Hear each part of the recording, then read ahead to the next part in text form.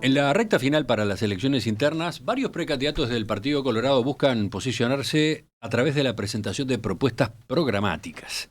Uno de ellos es Gabriel Gurméndez, expresidente de Antel, que este martes dio a conocer su programa de gobierno pautado por una fuerte impronta liberal.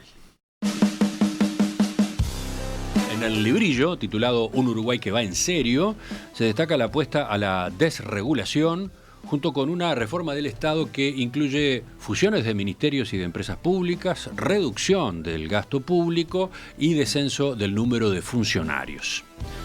Además, se destina $500 millones anuales a la reducción en el IAS y el IRPF. Y en seguridad pública llama la atención la creación de un superministerio del Interior para incorporar de forma inmediata aproximadamente 1.700 efectivos al Ministerio del Interior provenientes de Prefectura Nacional Naval y Policía Aeronáutica. El ingeniero Gurméndez divulgó estas medidas en un acto en el que estuvo rodeado de exfuncionarios del gobierno de Jorge Valle que integran su equipo técnico, entre ellos el expresidente del Banco Central Julio de Brun, el ex titular de la Oficina de Planeamiento y Presupuesto Isaac Alfie y el ex subsecretario de Economía Álvaro Rosa. En los próximos minutos recibimos al ingeniero Gurméndez para conversar a propósito de su programa, pero también de cómo encara en la recta final de esta campaña. Ingeniero Gurméndez, buen día, gracias por acompañarnos. Buen día, un gusto estar acá. Acá estamos con Romina y una larga batería de preguntas, pero empiezo con lo que hoy lo tiene ocupado, ¿no? Faltan 2 semanas para las internas. ¿Dónde está concentrando sus actividades ahora? Digamos, ¿en qué pone el foco? ¿Dónde está echando el resto, digamos? En esta etapa final de la campaña me estoy concentrando básicamente en medios de difusión y en lo que es el territorio en la zona de Montevideo y de Canelones. Hemos estado recorriendo todo el país en todos estos últimos meses. Nosotros construimos un proyecto político a partir de mi salida de Antel, que se consolidó en todo el territorio con aportes de gente que se ha sumado proveniente de todos los sectores y sensibilidades dentro del Partido Colorado, porque hemos tenido desprendimientos de los demás sectores que se fueron sumando en lo que es nuestra candidatura, gente que venía del cerno histórico de la lista 15, con la incorporación de gente de Ciudadanos, por ejemplo, muy importante en Montevideo y en Canelones, en Artigas y en Maldonado, agrupaciones enteras que no siguieron la candidatura del sector Ciudadanos. Lo mismo pasó con vallistas, como es el caso de Montevideo, Conrado Rodríguez, el legislador. Después muchas agrupaciones históricas, algunas de ellas que habían estado en su momento en Vamos Uruguay, que también se sumaron, y gente que se esperanzó nuevamente con el proyecto. O sea que tuvimos una tarea de construcción de un sector en todo el país que nos dedicó mucho tiempo. Esa era una de mis dudas, una de mis preguntas, porque cuando usted lanzó la precandidatura en el verano pasado, no lo hizo desde ninguna de las agrupaciones coloradas que ya existían, ¿no? Estaba de hecho creando un sector nuevo, se llamaba Impacto. Y eso fue lo que consolidamos. Y aparecía entonces el interrogante, ¿no? Se le iba a hacer difícil la campaña porque no contaba, o en principio no contaba, con estructura, no contaba con aparato. ¿Ahora tiene estructura? Yo creo que tengo una de las estructuras, si no la estructura más importante dentro del Partido Colorado, porque ¿quién puede disputar? Y analícela. Bueno, esto hay que conocer el mundo de la interna, ¿verdad? Pero si usted va a Rivera, por ejemplo, nosotros tenemos la lista 123 de Rivera, que es una lista donde allí está siempre disputándole a Tabaré Viera su liderazgo. Hasta ahora Tabaré Viera ha sido predominante, con más fuerza en las departamentales. Nosotros en Salto estamos en el apoyo a Malaquina, en la disputa interna con Coutinho, y creo que realmente esa elección se va a ganar, y básicamente los apoyos de esa candidatura provienen de 3 listas que nos apoyan a nosotros en Salto, con Horacio de Brum, que es una persona que volvió precisamente de Vamos Uruguay, es legislador, Pablo Perna y el doctor Francisco Merino. Fíjese en Paysandú la situación. En Paysandú yo tengo 4 listas que provienen, una de desgajamiento del sector Ciudadanos, otra de la vieja lista 15, otra del sector de vallistas y otra de un sector muy típico y muy pintoresco, por decirlo así, de un caudillo de Paysandú que hasta llegó a votar en contra de la LUC. O sea, se ha conformado bueno, por supuesto en Florida tenemos gente como Amaro, gente que vino como decíamos, de Ciudadanos, los referentes más importantes de algunas ciudades del interior, departamento del interior, que no quisieron acompañar la otra candidatura que era de Ciudadanos. se vinieron con nosotros. En Canelones tenemos al legislador de Ciudadanos, a Jorge Alvear, y bueno, también a nivel de gente de gobierno, digamos, que algunos de ellos incluso inhibidos de hacer política por razones constitucionales, están trabajando con nosotros. Así que entonces por ese lado se siente con confianza, está más seguro. Y sí, porque esta es una elección donde cada vez pesa menos la estructura en la decisión de voto, porque esta modernidad en las comunicaciones de alguna manera establece una relación más directa entre el candidato y el ciudadano, ¿sí? Las estructuras políticas, como mediadores, si quiero, distribuidores de la opinión, van perdiendo peso. Pero en una elección que no es obligatoria como esta, sigue teniendo una importancia relevante. Entonces la afirmación de esas organizaciones son bien importantes. Entonces ahora el esfuerzo va a estar puesto en estos días que faltan, en esta zona. Sí, por acá. Si nos han seguido, nos han visto incluso en tareas de militancia fuertes, porque... ¿Usted es de los que va a colocar los carteles en las columnas a baja altura? No, porque me tendría que agachar. Eso ha dado para hablar, ¿verdad? Eso le íbamos a preguntar. ¿Por qué optó por esa forma? Tapizado buena parte de Montevideo. En realidad y además a una altura que llama la atención, ¿no? Y el tamaño también, o sea... En realidad no fui yo, pero sí les puedo comentar lo que fue, porque es una lista que hizo esa estrategia, una de las tantas agrupaciones que nos acompañan. Y bueno, en política y en una competencia uno tiene que mostrar, tiene que diferenciarse en distintas cosas, naturalmente en las propuestas, en las ideas, en el estilo, plantear sus...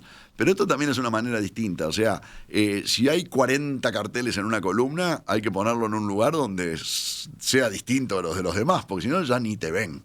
Y acá me pareció bastante inteligente lo que hizo esta agrupación, porque te pone en línea de vista con los vehículos y con los peatones, y logró que hablaran en cuanto programa de radio, como estamos haciéndolo ahora, sobre la curiosidad de la altura donde se puso el cartel. Y además es más fácil después para retirarlo, llegado el momento, si no que lo retiran algunos muchachos que no me quieren mucho, y ustedes habrán visto que... Bueno, históricamente siempre no se colocaban ahí porque se daba para vandalizar los carteles, ¿no? Sacarlo más fácil, retirarlo de otra agrupación. La gente los ha visto más que los otros, y en los programas de radio aparece el comentario, o sea que ha surtido un gran efecto. ¿Y a usted le sirve porque todavía tiene un problema de visibilidad, de conocimiento en la población? Yo creo que... Su rostro tiene que aparecer. Y bueno, mire, yo me dediqué en este tiempo a la tarea más importante que se me encomendó en este gobierno. A mí el presidente Lacalle Pou me convocó para una responsabilidad de gobierno en el ámbito de la coalición.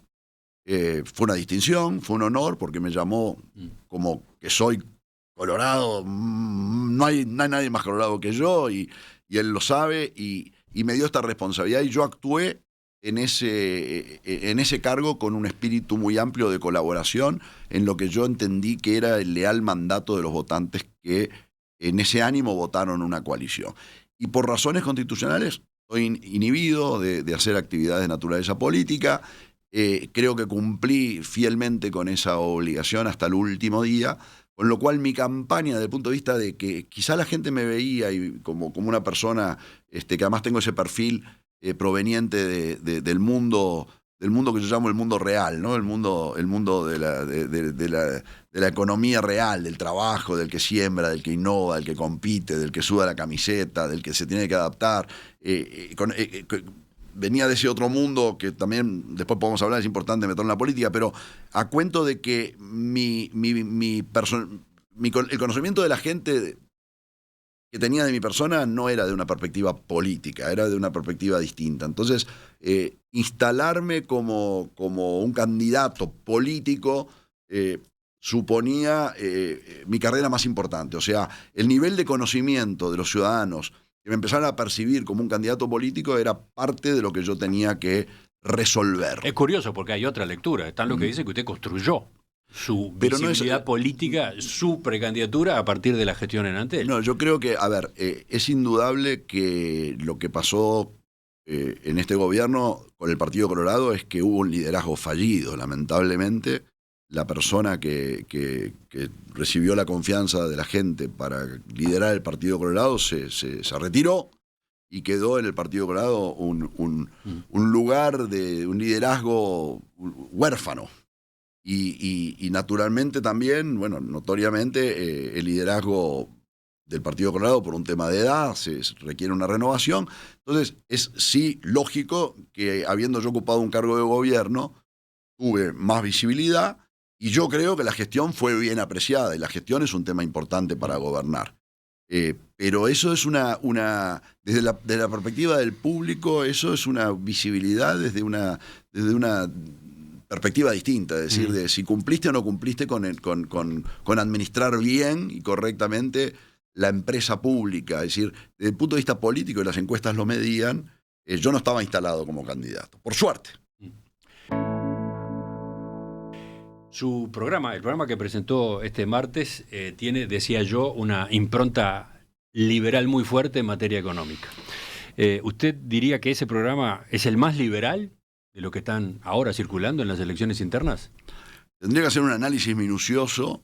Yo no soy muy partidario de las etiquetas ni de los ballistómetros, liberalómetros y me gusta, prefiero decir que es el mejor programa, francamente. Está bien, capaz que está respondiendo a la pregunta, pero ¿usted se ubica como un candidato liberal? A ver, claramente mis propuestas están inspiradas en la concepción, primero, desde el punto de vista filosófico, de que la libertad es un principio esencial sobre el que debemos organizar la sociedad, de poner al ser humano en el centro y protegerlo con un Estado de Derecho para el pleno goce de sus libertades, de sus derechos y sus aspiraciones personales. Esa es mi concepción y eso se refleja desde el punto de vista del comportamiento y de mi pensamiento en lo social, en lo religioso, como decía Artigas, en su máxima extensión imaginable, civil y religiosa, y también en lo económico.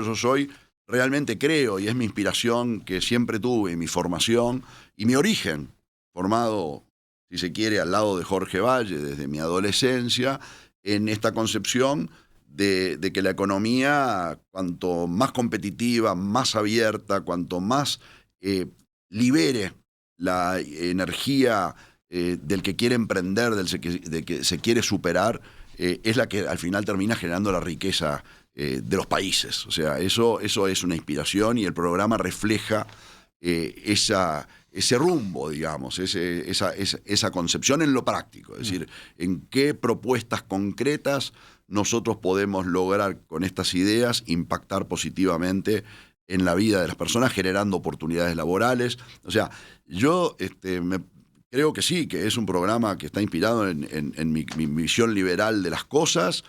Lo más importante para el ciudadano es que sienta que este es el programa que le va a dar al Uruguay a lo que apunta, si se quiere, es uno del crecimiento y oportunidades, diría yo. A mí me gustaría describirlo mejor como que es el programa que va a lograr crecimiento económico y oportunidades para la gente. Enseguida empezamos a ver algunos de los puntos, pero para completar esta introducción y sobre todo la ubicación del posicionamiento, lo dijo al pasar recién, usted refirió a Jorge Valle. Ahora, en la presentación del programa, fue notoria la presencia de algunas figuras que justamente están muy identificadas con el gobierno que encabezó Jorge Valle en su momento. La consulta es, ¿usted representa al jorgismo hoy dentro del Partido Colorado? A ver, yo no sé si... Yo creo que es lo que soy. Yo nací de ahí, tengo en mi ADN, a mí este hombre cuando en el año 80 yo empiezo a comprometerme políticamente en la salida de la dictadura y él es el que me inspira, ¿verdad? Porque... yo tuve el privilegio, que creo que no sé si lo he contado aquí, pero realmente en ese año cuando Jorge Valle estaba proscripto y no le dejaban hacer lo que a él le gusta, su pasión que era la política, a un grupo de jóvenes que teníamos tiempo nos atendía, nos daba clases particulares de estadista, nos daba libros para leer, el pijama rojo. El pijama rojo se le decía a esa generación, porque claro, como a Valle no le dejaban ni salir de su casa, él se quedaba en pijama y recibiéndonos a nosotros. Y tengo libros todavía en mi casa que me dio en aquel momento y que he retenido con su consentimiento. Pero eran de él. Eran de él, sí. Se lo quedó. No, pero contestando la pregunta, Emiliano, por supuesto que yo represento esa forma de sentir el Uruguay. Creo que nadie puede tampoco... por suerte las ideas no tienen dueño, ¿sí? Una vez que uno las lanza, las ideas son de todos. Es el privilegio. O sea que yo me siento, sí, que soy eso, pero no puedo decir que tengo el monopolio del sentir. Pero creo sí hemos concitado a la gente que piensa de esa manera y que se siente inspirada por lo que Jorge Valle significó, están acá, están todos acá. Diría que están todos acá y es parte de mi orgullo de haber nucleado ese grupo. Pero también quiero decir, porque me parece que es tan importante, es que hay muchas personas que vienen de otro origen y que están allí. O sea, Carmen Sanguinetti, que es una persona que viene de otra vertiente, de las políticas sociales, integra nuestro equipo. Ney Castillo, ¿sí? Que desde el lado de la salud, que no tiene esa impronta de ese origen, o personas que se han acercado como Federico Lavagna, ¿sí? Que es una persona con esta mirada moderna del emprendedurismo, gente que fue exitosa en esos... O sea, es un equipo que tiene esa doble... El de la gente esa con esa piel curtida, ¿sí? Por haber estado en tormentas, y una cantidad de personas de nuevas generaciones, nueva moderna, una de las cosas más lindas, incluso ya a nivel técnico, pero también a nivel político, es que tenemos una renovación de cuadros y de militantes en este sector bien interesante. Ayer sacamos un spot con los 5 candidatos a diputados por Montevideo de nuestro grupo, y bueno, son todas personas jóvenes, caras frescas, y algunos conocidos porque tienen su experiencia, pero no dejan de ser jóvenes, como Conrado Rodríguez o Carlos Ristro, Agustín Quintana, Juan Martín Jorge. Son las personas que nos están acompañando. Y bueno, Raúl Valle, naturalmente, que acompaña nuestro esfuerzo político. A ver, estaba agregando una frase fuera de micrófono. ¿Cuál era? A ver. No, que cuando hablábamos recién del jorgismo o de Jorge Valle, yo creo que la lección más importante que Jorge Valle nos dejó como legado político es esa obsesión con la mirada para el futuro. Uh-huh. Y que Jorge Valle, si estuviera escuchando este programa donde dice si esto es el jorgismo o no es el jorgismo, nos estaría diciendo olvídense de eso y miren para adelante, porque era un hombre que siempre estaba desafiando el statu quo para mirar para allá. Y en política es lo mismo. Creo que lo que nosotros estamos haciendo es para un tiempo nuevo, un tiempo donde están pasando cosas en el mundo distintas. Es el tiempo de la inteligencia artificial. O sea, la mirada es para adelante. Para adelante están las casas, como dicen en campaña. Enseguida vamos a ver por dónde va su programa de gobierno. Por ejemplo, cómo es eso de fusionar el Ministerio de Vivienda con el Ministerio de Desarrollo Social, o fusionar UTE con ANCAP, o ir hacia la fusión incluso del Banco Hipotecario con el Banco República. En fin, son algunas de las medidas. Estamos esta mañana en Perspectiva con el ciclo a los precandidatos presidenciales. El turno es para Gabriel Gurméndez, expresidente de Antel, que con su sector Impacto, un nuevo grupo en el Partido Colorado, ha ido conformando un movimiento que impulsa justamente su postulación. Romina, ¿retomas tú ahora? Vamos a algunos de los planteos que están concretamente en el programa que acaba de presentar, ¿no? Usted plantea, entre otras cosas, varios cambios en la organización del Estado. A nivel, por ejemplo, del Poder Ejecutivo, propone reagrupar los ministerios por áreas temáticas para eliminar redundancias y generar sinergias. Uh-huh. ¿En qué está pensando concretamente? A ver, algunas fusiones, por ejemplo. A ver, me parece importante siempre tener presente el objetivo y el propósito, ¿sí? El Uruguay hoy, para dar ese salto al crecimiento económico, tiene realmente que encarar la cuestión del gasto público y el déficit fiscal. El gasto público y el déficit fiscal son la causa por la que este país está tan caro, ¿sí? Tan caro para vivir, para trabajar y para producir. Es una de las razones fundamentales de los problemas de competitividad que el Uruguay tiene. Y por lo tanto, encarar las cuestiones del gasto público es una cuestión central si queremos que el Uruguay despegue para dar respuestas de oportunidades laborales. No hay crecimiento si no resolvemos el tema de la competitividad.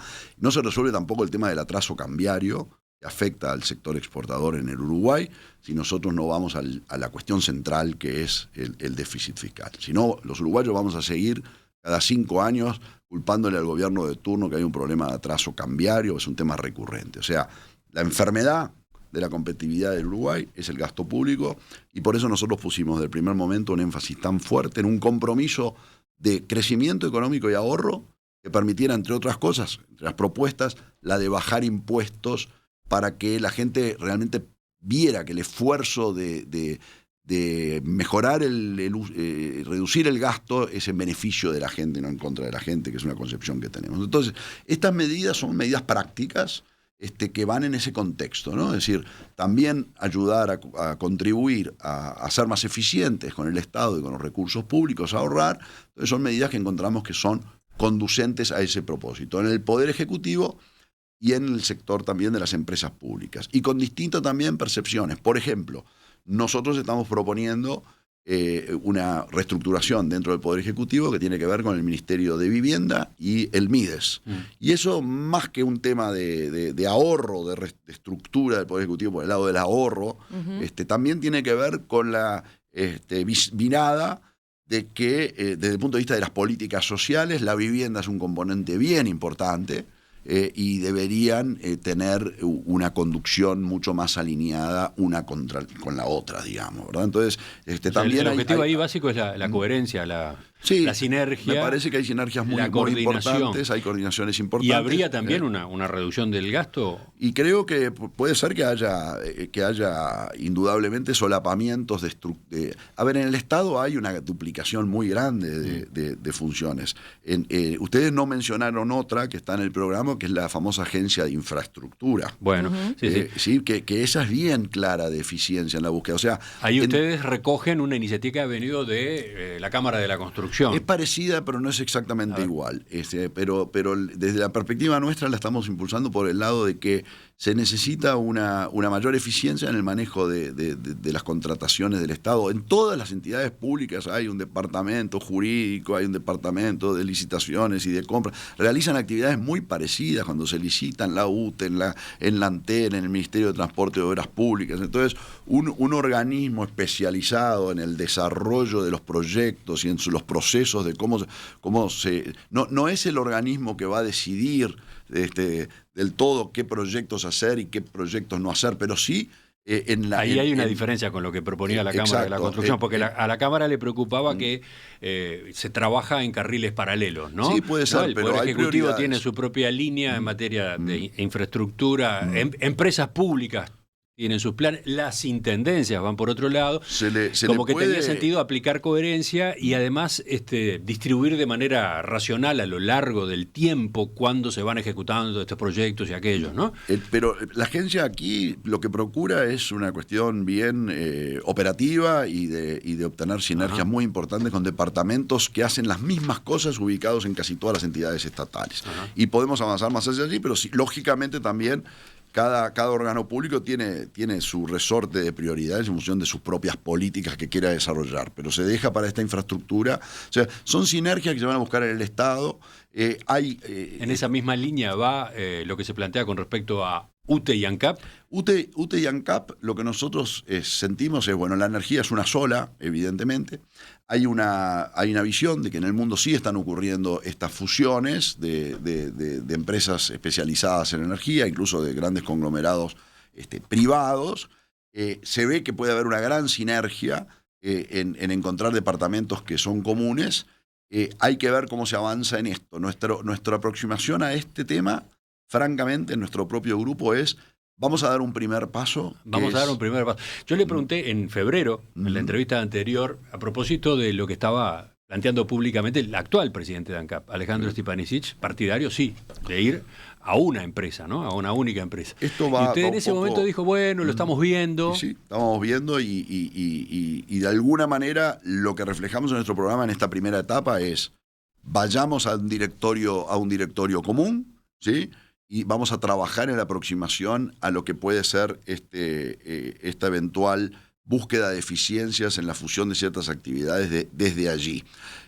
Queremos darle seguimiento al tema. Es un poco más tenue que la fusión o la integración entre el Banco Hipotecario y el Banco República, que también estamos proponiendo en el programa, que también va en ese sentido. Pero queremos ver, francamente, sobre el tema energético, creo también muy importante que eso no se vea disociado, divorciado de nuestro empeño en promover la eliminación del monopolio de ANCAP y la introducción cuanto antes de un mayor grado de competencia en lo que es la actividad de distribución, logística y venta. ¿Cómo conecta una cosa con la otra? No, que me parece que es muy importante, y tan importante o quizás más importante, para esta visión de que el Uruguay tiene que abaratar sus costos y su costo país para ser competitivo en el mundo y tratar de introducir el mayor grado de competencia posible, porque esa es la otra mirada de este programa, ¿verdad? No solamente de la perspectiva del Estado, no solamente desde el punto de vista de lo que es su peso económico, pero también desde el punto de vista de regulaciones, trámites, normativas, monopolios que están asfixiando, inhibiendo un mayor grado de competencia y de eficiencia en la economía uruguaya, que nosotros creemos que hay que desatar, y entre ellos nos importa el de ANCAP y los combustibles, porque creemos realmente que hemos perdido mucho tiempo en el Uruguay de mantener este statu quo.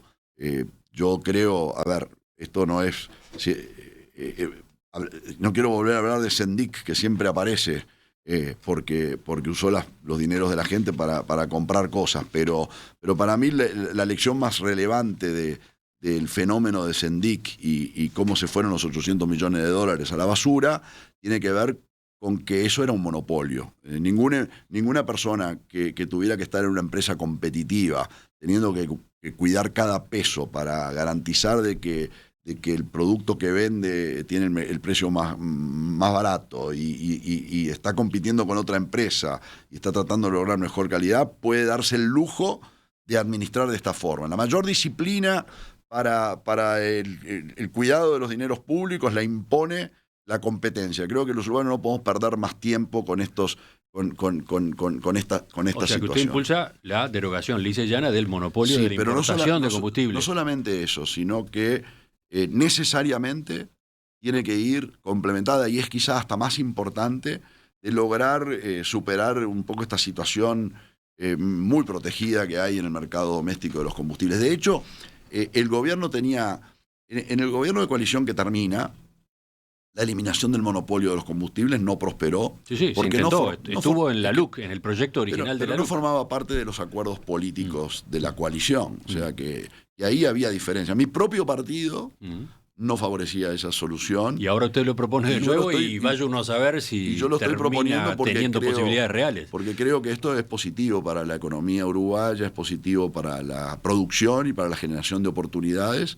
Entonces quiero decirlo con toda claridad para que la gente me vote, para que logremos introducir eso en una nueva coalición. Pero también había una hoja de ruta para avanzar en este camino internamente, y bueno, las corporaciones que quieren mantener de alguna manera el estado de cosas lograron que no se avanzara con la velocidad debida. Entonces por eso yo reafirmo mucho este tema. A ver, Emiliano, el drama central del crecimiento económico del Uruguay es realmente abaratar los costos.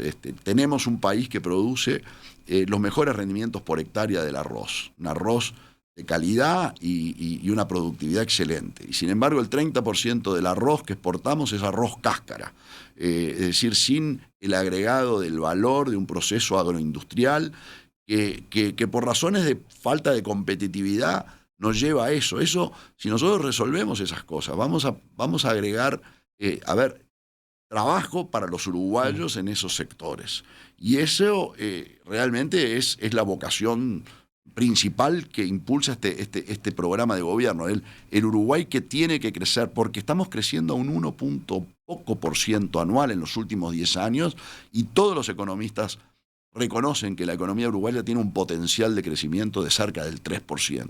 Es decir, duplicar el nivel de crecimiento del Uruguay en algunos años es realmente dar respuestas muy importantes a las necesidades de la gente, y es la principal. Entonces, animarnos a hacer las cosas que hay que hacer en materia de regulación, en materia de simplificarle la vida a la gente. En el tema de los que emprenden, yo me apasiono, porque el que va a sacar adelante este país es el individuo que quiere hacer cosas. Desde el que quiere poner un pequeño comercio hasta el muchacho joven que tiene una idea innovadora y quiere desarrollarla y quiere su aplicación estrella y tiene el sueño. En el Uruguay a los emprendedores le ponemos trabas y una carrera de obstáculos imponentes. Y nosotros tenemos un capítulo entero, es decir, ¿por qué no se puede crear en Uruguay una empresa en un día?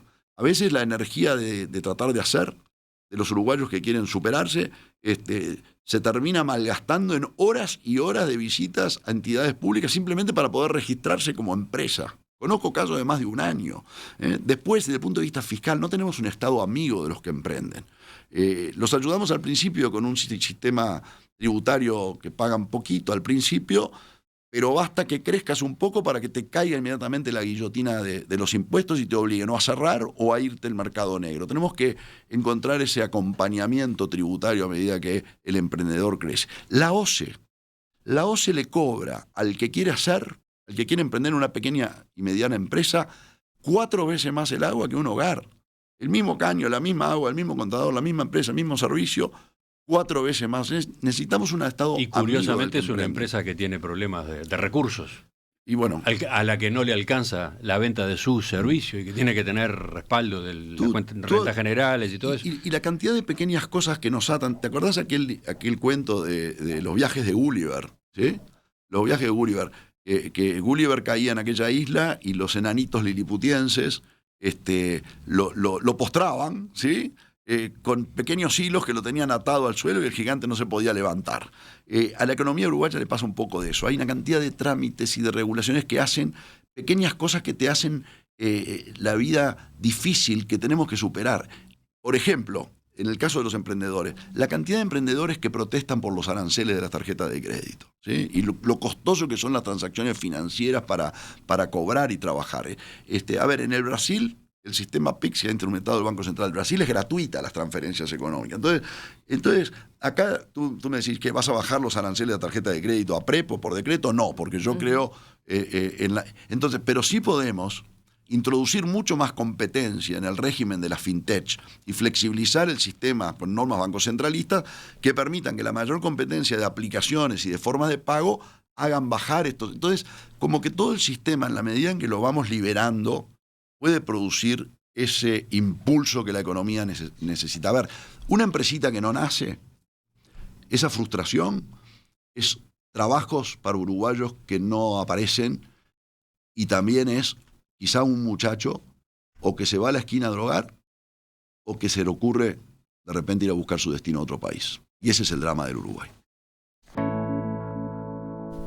De un tema al otro, fuimos conectando un área del programa de Gabriel Gurméndez con otra, y capaz que conviene volver a donde estábamos. Estábamos en el Estado, en las medidas que se incluyen de reorganización del Estado y de baja de presupuesto. A ver, por ejemplo, Romina. Eso le iba a plantear. A ver, en el programa usted anuncia una reducción del gasto real no personal, o sea, excluyendo salarios y pasividades, del orden del 10%. Correcto, sí. Y su mantenimiento a lo largo del quinquenio. Sí.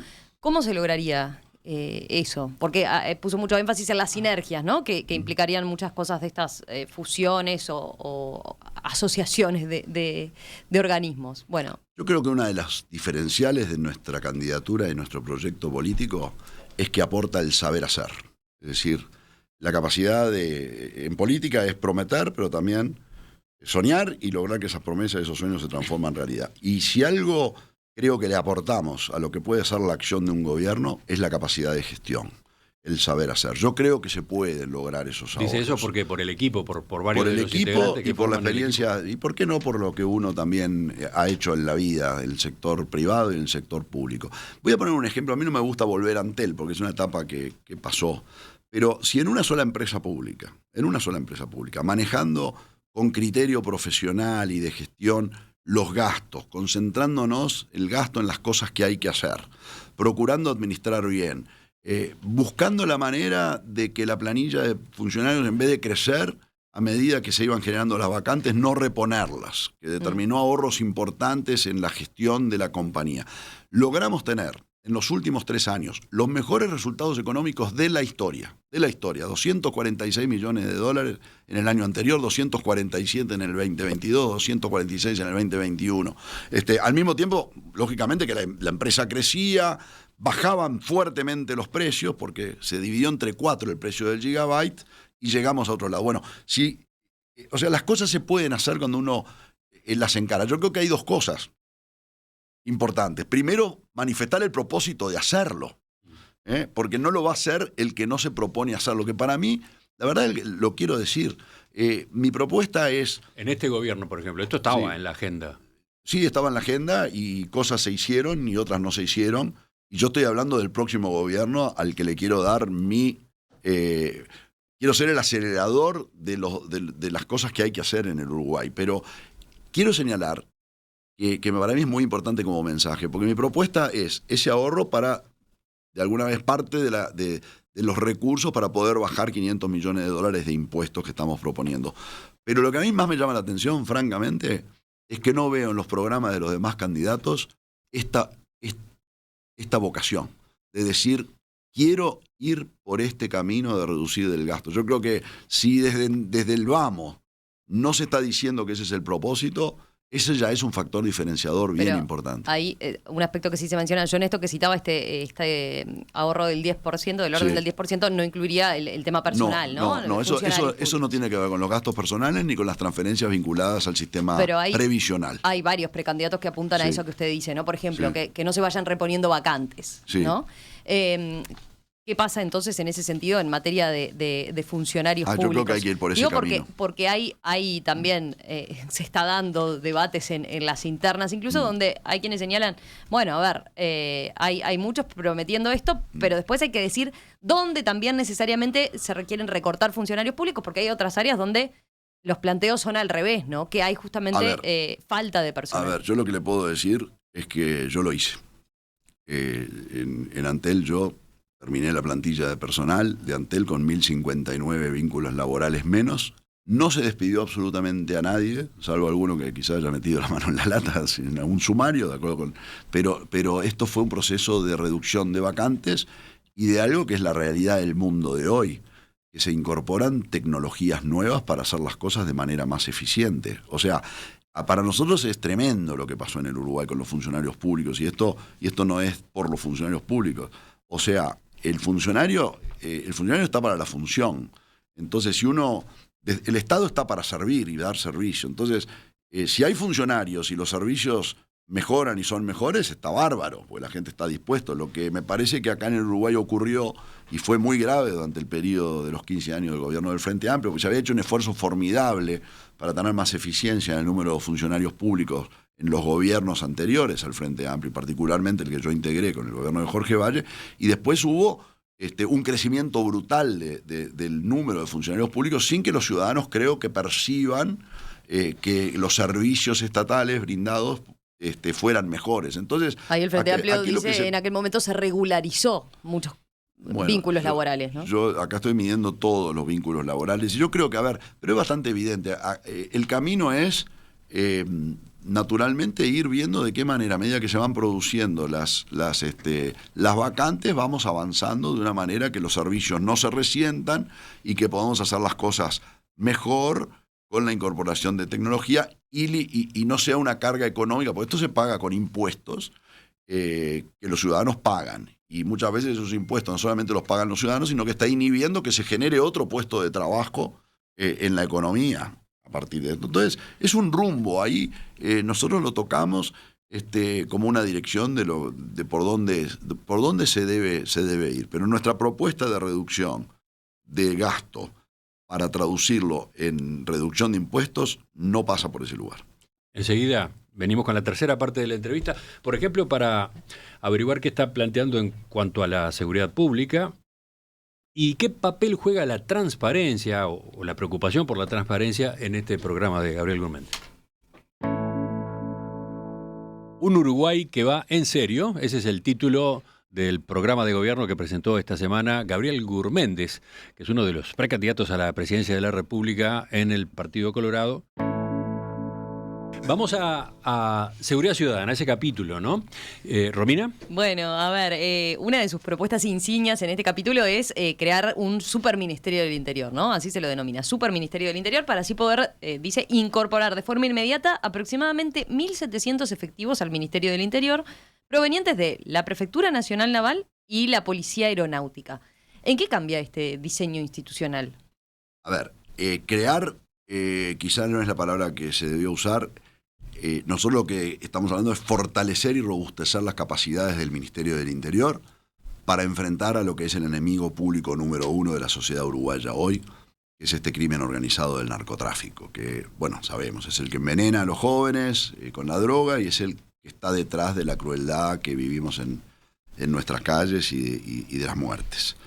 Entonces a este enemigo poderoso queremos darle todos los recursos del Estado, y el Superministerio del Interior supone más que nada darle las capacidades de comando de estos recursos. En el Ministerio del Interior queremos incorporar en forma eficaz y muy rápida, apenas seamos gobierno, 1.500 efectivos de la Prefectura Nacional Naval, porque este es un cuerpo de la Armada de efectivos con formación en seguridad y policiales. Es decir, no son militares en la calle, como se ha propuesto por otros candidatos, sino que es un cuerpo de naturaleza policial, formados como policías vestidos con uniforme de marinero, para que me entienda la gente. A ver, usted se refiere a los efectivos que están, por ejemplo, en las playas, ¿no? Exactamente. Poner este cuerpo bajo el comando único del Ministerio del Interior supone mayor efectividad y recursos y coordinaciones para un tema de potencia, digamos, en el hacer. Pero también el superministerio supone agregarle al ministerio capacidades de coordinación central de otras cosas. Por ejemplo, la inteligencia, pero a ver, la información. Y por el lado de la Fuerza Aérea, ¿cómo es? Porque habló de la Armada Nacional. La Armada Nacional es la que... Bueno, la Fuerza Aérea tiene un cuerpo policial un poco más chico, creo que son cerca de 200, que es la Policía Aeronáutica, sí, que realiza tareas. Pero creo que lo importante allí es que estén todos coordinados, o sea, son cuerpos que van a estar bajo un comando único con el propósito realmente de ir en contra de esta organización. Pero entonces, tan fuerte. ¿esos efectivos saldrían de sus respectivas fuerzas armadas? Sí, en principio sí, pensábamos en incorporarlos para que sea más eficaz el comando único de esta organización. Con las dificultades lógicas que ello tiene, pero ¿sabe por qué estaba pensando? ¿Por qué le insistía con la pregunta? Porque casualmente la Armada y la Fuerza Aérea son dos de las tres Fuerzas Armadas menos dotadas de recursos, que a su vez tienen una tarea muy importante por desarrollar, ¿no? Custodiar la soberanía nacional en el mar y en el aire. Pero son cuerpos de la Armada distintos. Usted alude a que acá esa medida apunta a cuerpos distintos. Prefectura Nacional Naval, ¿sí? Que son gente formada como policía. ¿Sí? En temas de seguridad, y que queremos ponerla... A ver, la causa principal, el enemigo público número uno, dijimos recién, es el narco. Vamos a tratar de poner la tropa alineada a esta batalla que se está dando. Y eso supone también que el Ministerio tenga las mayores capacidades de coordinación de otros recursos que están, como es típico en el Estado uruguayo, desperdigados por ahí. Por ejemplo, inteligencia e información la hay en Presidencia de la República, en una oficina, en el Ministerio del Interior, en el Ministerio de Defensa Nacional, en cada una de las tres armas. Entonces, esto tiene que haber una coordinación muy, muy centralizada. Lo mismo información financiera. Es decir, donde estamos fallando, sí, es en el tema de la ruta del dinero famosa, ¿no? Chediak lo dijo, nosotros lo veníamos repitiendo. La cantidad de carpetas, si se quiere, judiciales por decomisos de droga o arrestos de gente vinculada a las tranzas de droga, los números no guardan proporción con las carpetas investigativas o las investigaciones referidas a qué pasó con el dinero que hay detrás de esas actividades. Entonces ahí estamos fallando en el tema del combate al lavado de activos. Hasta hace poco, incluso pensando en el Ministerio del Interior, no había capacidad del Ministerio del Interior de obtener información financiera que podía ser relevante para el combate al crimen organizado. Entonces ese Ministerio del Interior es el que nosotros queremos. Un Ministerio del Interior, por ejemplo, que más allá del blindaje del puerto de Montevideo, con los famosos escáneres, que también hay un capítulo entero que proponemos ahí, hasta tecnologías nuevas para los escáneres, y la tarea que realiza la aduana, nos gustaría tener un doble control de la supervisión de la aduana por parte del Ministerio del Interior, con esa mirada, ¿sí?, de control por oposiciones para evitar estas cosas. Entonces, el abordaje es, en muchas medidas, también un abordaje de la perspectiva carcelaria, ¿sí? Nosotros proponemos crear 4 cárceles más chicas, para permitir la segregación de delincuentes muy peligrosos vinculados al narco, de otros delincuentes por delitos más leves, para evitar aquella convivencia que termina en la sofisticación del criminal o en la universidad del delito, como se le ha dado en llamar, y también un fuerte esfuerzo en la rehabilitación. Nosotros queremos sacar el Instituto Nacional de Rehabilitación de la órbita de la policía, para decirlo liso y llano para el oyente, el policía está preparado para aprehender al delincuente, enfrentarlo violentamente, o sea, meterlo para adentro. No está profesional y vocacional o psicológicamente preparado para ver cómo lo saca de la cárcel. Entonces, queremos mover al Instituto Nacional de Rehabilitación a un servicio descentralizado, fusionarlo con la Dirección Nacional de Apoyo al Liberado y hacer un esfuerzo más especializado en el trabajo de los presos, su reeducación y su reinserción. ¿Por qué? Hay algunos que me dicen, no vamos a estar más en cárceles. A ver, sí, porque 7 de cada 10 delincuentes que salen reinciden. Entonces, una rapiña que te puede pasar en la calle puede ser de un preso que acaba de salir. Y quiero proteger a los uruguayos, a su familia, y esto es una clave del éxito que podemos tener. Paso en limpio, entonces ustedes proponen sacar el Instituto Nacional de Rehabilitación del Ministerio del Interior, pero no van a la creación de un nuevo ministerio, no van a la idea de la creación del Ministerio de Justicia, donde otras propuestas incluyen al Instituto Nacional de Rehabilitación. Emiliano, yo en principio no estoy de acuerdo con la propuesta y hay una historia aquí que me parece que cuando restauramos la democracia en el año 84 por un acuerdo político, lo primero que se hizo fue crear el Ministerio de Turismo para que un sector político del gobierno tuviera un ministerio. Después vino otro... ¿Esa fue la explicación? Bueno, yo qué sé. Después vino otro gobierno, otra nueva coalición o coordinación, se creó un nuevo ministerio. Creo que fue el de vivienda. Después vino otro gobierno y se creó el Ministerio del Deporte para que lo ocupara otra persona. Y después vino el gobierno del Frente Amplio y creó el MIDES. Y el gobierno actual creó el Ministerio de Ambiente. Entonces, más allá de lo lógica de que los ministerios y que son áreas que tienen que estar en la competencia del Poder Ejecutivo, la verdad es que me parece que el tema de crear ministerios, vamos a ir por el camino de una eficiencia en la estructura del Poder Ejecutivo. Estamos proponiendo esta primera fusión de un ministerio, después vendrán más, pero es evidente que en ese sentido tenemos que trabajar. Para ir cerrando, ingeniero Gurméndez, en el programa que usted dio a conocer esta semana hay todo un capítulo dedicado a transparencia. ¿Por qué? Porque es en lo que creemos frente al ciudadano que más importante que rendir cuentas y que se sepa el uso de los dineros públicos. Ustedes me vieron también en mi gestión, este era un mandato de la coalición anterior. En Antel nosotros procuramos cumplir con esa normativa, contestamos como no se hacía, estaba todo reservado en confidencialidad, todos los accesos de información pública, se hicieron las auditorías que había que hacer, se rindió cuentas. Creo que es un principio republicano inspirador. Nosotros lo ponemos ahí en un capítulo entero aparte, es el capítulo 6 del programa, introduce temas de mejora de los mecanismos de acceso a información pública y del acceso a la información pública, procura que se avance en la norma de enriquecimiento ilícito, que fue una propuesta de Pedro Bordaberry en su momento, que tuvo media sanción en el Senado y no se avanzó.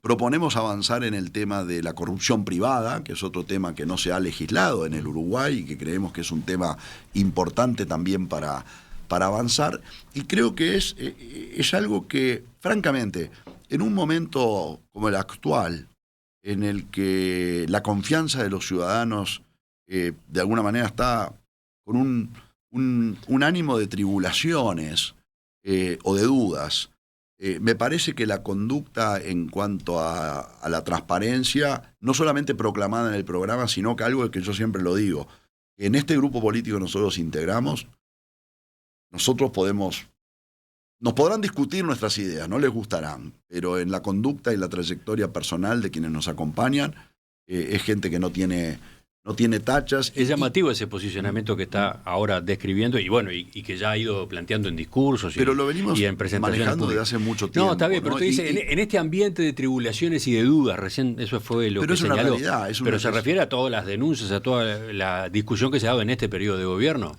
Yo creo que nosotros como caso Astesiano, caso Marcés, ¿te estás aludiendo a todo eso? Yo creo que los ciudadanos tienen esa percepción y la conducta debe ser, en ese sentido, muy clara. Yo, por ejemplo, me manifesté muy fuertemente frente a un pronunciamiento político cuando alguien dijo que no daría su celular. A ver, una persona que aspira a ser candidato a presidente de la República o presidente de la República, si le piden que aporte pruebas en una investigación de naturaleza penal o policial, tiene la obligación como primer ciudadano Déjeme traducir, déjeme decodificar, porque acá hubo varias capas. Usted está aludiendo a algo que tuvo varias capas. Si entiendo bien, se refiere a lo que dijo la doctora Gabriela Fossati a fines de la semana pasada, ex fiscal del caso Astesiano, ahora trabajando políticamente en el Partido Nacional junto a Laura Raffo, señaló que si a ella la justicia estuviera por pedirle su teléfono celular para incautarlo, lo destruiría antes, ¿no? Si lo pisaría, lo rompería muy bien. Bien, eso fue lo que dijo ella. Pero después a partir de esa declaración, hubo otros pronunciamientos. Y usted, con esto que decía ahora, y con lo que dijo en el acto del martes, ¿no? Cuando exhibió su teléfono y dijo, no tenemos nada para destruir si los uruguayos nos piden que rindamos cuenta de nuestros actos. Ahí más bien usted estaba contestando en la interna de su partido. Usted le estaba contestando a otro precandidato. Sí, bueno, el otro precandidato manifestó que él que estaría 100% de acuerdo con lo que expresó Fossati. Andrés Ojeda. Sí, yo siento que uno se debe pronunciar respecto a ese tema.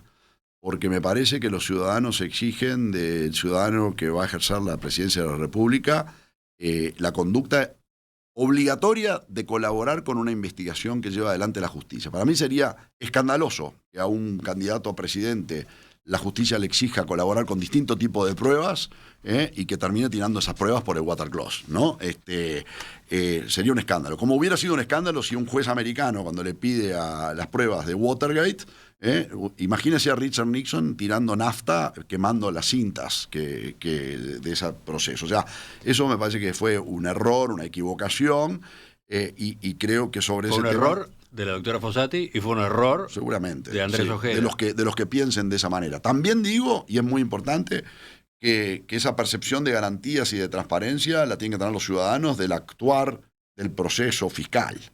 Y que también a mí me anima la preocupación por funcionarios que actúan en forma indebida o ilegalmente, accediendo a elementos, chats, que son irrelevantes para la cuestión investigada por parte de la justicia y se hacen públicos. Yo, qué sé, un diálogo con mis hijos, que tengo todo el derecho de mantenerlo en el ámbito de mi familia, o con mi mujer, o con mi madre, por temas que hasta pueden ser delicados de salud, yo tengo la obligación de aportar las pruebas, pero también voy a trabajar y debemos trabajar para que no ocurran estas cuestiones de que filtraciones que no son relevantes para nadie y no lo son para la investigación que puede estar llevando un fiscal o un juez, se hagan públicas. Pero me parece que son dos dimensiones distintas del problema. El ciudadano que va a ocupar la primera magistratura y aspira a hacerlo debe actuar en el sentido de colaboración con la justicia siempre. La última, ingeniero Gurméndez. La intención de voto del Partido Colorado sigue muy baja. Bastante por debajo del 10%. 7%, por ejemplo, en la encuesta de opción que se difundió esta semana. Le erraron como la espera siempre, ¿no? Porque la otra vez también decían que la intención del voto del Partido Colorado era por debajo del 10 y fue por arriba del 12 en 2 elecciones consecutivas. Mi pregunta viene a partir de ese dato, discutible, en este sentido. ¿Cuál es su objetivo? Se lo pregunto porque incluso si usted gana la elección interna del Partido Colorado, o sea, si usted termina siendo el candidato a la presidencia del Partido Colorado, no es muy sencillo pensar que termine siendo efectivamente después el presidente de la República, por cómo están conformadas las fuerzas dentro de la coalición actual, ¿no? Entonces, ¿para qué encara esta campaña que es tan trabajosa, que es tan costosa? Encaro esta campaña porque siento que puedo aportar y contribuir a lograr que en este país el próximo gobierno sea un gobierno de una nueva coalición, que afirme el rumbo, que acelere los cambios, aportarle a ese gobierno la capacidad del saber hacer y las mejores propuestas, incidir en la capacidad de hacer cosas para mejorar la vida de la gente en este país. Y electoralmente eso significa hacer crecer al Partido Colorado, porque se necesita el Partido Colorado para ganar, y especialmente eso, se necesita el Partido Colorado para hacer, que es lo que creo que vamos a contribuir nosotros. Yo creo que es el rumbo del Frente Amplio, que para nosotros es claramente el retroceso y no compartimos, o el rumbo de la nueva coalición. El Partido Colorado es la clave, pero yo creo que no es cualquier Partido Colorado. Es un Partido Colorado que tenga confianza de la gente, que tenga claro el rumbo, que se sepa de dónde viene, ¿sí? Trayectoria probada, experiente. O sea, no se puede hacer un demérito de la experiencia o un mérito del no tener experiencia. Me parece que los resultados, la gestión, el poder comprometer resultados, es un tema bien importante. O sea, el Partido Colorado que yo quiero es un Partido Colorado de certezas, de gente probada, de ideas claras, de rumbo, y no un signo de interrogación. A ver, la vida de la gente no puede... El Partido Colorado no puede hacer experimentos. El Partido Colorado no puede hacer... Tuvimos un liderazgo fallido. Creo que el Partido Colorado que se requiere es aquel que los romanos tenían, una de las virtudes romanas era el gravitas, la palabra latina gravitas. Algunos van a decir, Che Gurméndez, no hables con esas palabras difíciles, pero me parece que lo de la seriedad y la dignidad moral es un valor bien importante que el Partido Colorado debe darle a la nueva coalición. Ingeniero Gabriel Gurméndez, gracias por acompañarnos esta mañana. Volvemos a conversar. Muchas gracias. Será antes del 30, será después del 30.